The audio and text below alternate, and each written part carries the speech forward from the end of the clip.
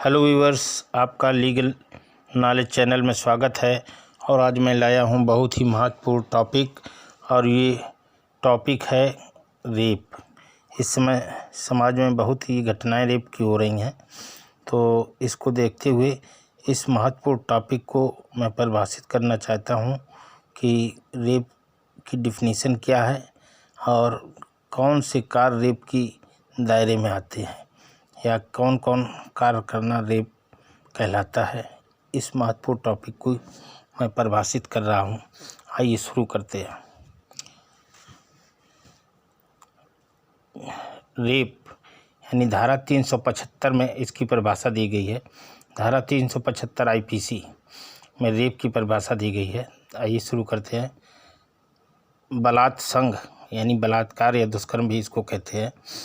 जो पुरुष तस्मिन पश्चात अपवादित दशा के सिवाय किसी स्त्री के साथ निम्नलिखित छह भांति की परिस्थितियों में से किसी परिस्थिति में मैथुन करता है, वह पुरुष बलात्संग करता है, यह कहा जाता है।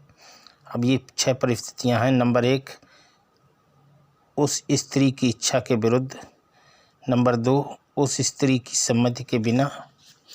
नंबर 3, उस स्त्री की सम्मति से जबकि उसकी सम्मति उसे या ऐसे किसी व्यक्ति को जिससे वह हितबद्ध है मृत्यु या उपहति के भय में डालकर अभिप्राप्त की गई है। नंबर 4, उस स्त्री की सम्मति से जबकि वह पुरुष यह जानता है कि वह उस स्त्री का पति नहीं है और उस स्त्री ने सम्मति इसलिए दी है कि वह विश्वास करती है कि वह ऐसा पुरुष है जिससे वह विधि पूर्वक विवाहित है या विवाहित होने का विश्वास करती है। नंबर 5, उस स्त्री की सम्मति से जबकि ऐसी सम्मति देने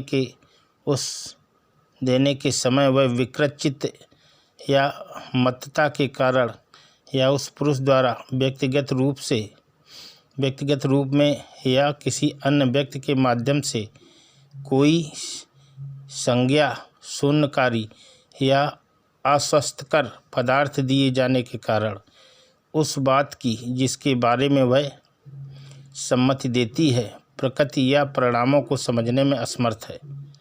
नंबर 6, उस स्त्री की सम्मति से या बिना सम्मति के जबकि वह 16 वर्ष से कम आयु की है।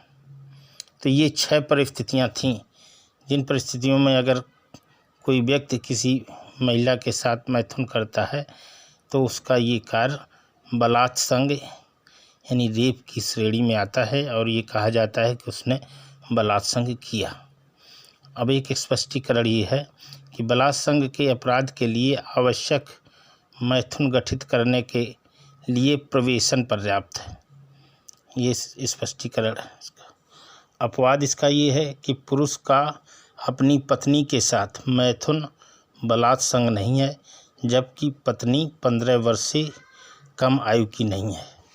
तो डियर व्यूअर्स, ये थी इसकी परिभाषा रेप की, जो 6 परिस्थितियां मैंने बताई और इसके साथ इसका स्पष्टीकरण बताया कि कब ये होता है और इसका एक अपवाद भी बताया। तो उम्मीद करता हूँ कि ये वीडियो आपको पसंद आएगा और पसंद आता है तो इसे लाइक करना, सब्सक्राइब करना और बेल बटन दबाना मत भूलें, ताकि ऐसी महत्वपूर्ण टॉपिक पर हम कानूनी जानकारी आपको उपलब्ध कराते रहें। इसी के साथ आपसे अनुमति चाहते हैं। नमस्कार, जय हिंद।